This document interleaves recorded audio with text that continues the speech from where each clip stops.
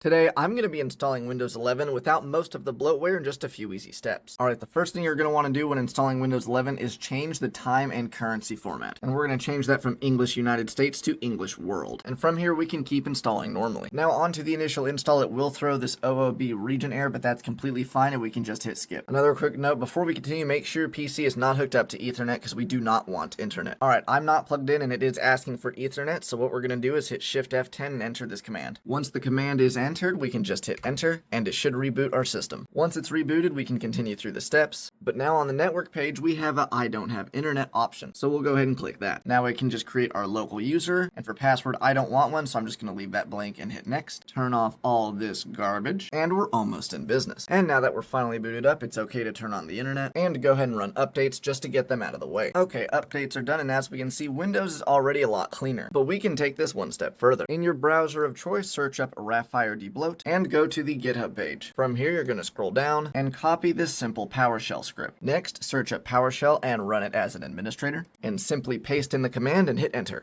Alright, we can see that it's loading, and it's going to give us some options, so I'm just going to select one and hit enter, and I'm going to hit one again to remove the bloated apps, and it'll also prompt you to create a restore point if you want to do so. I'm going to select no and hit enter.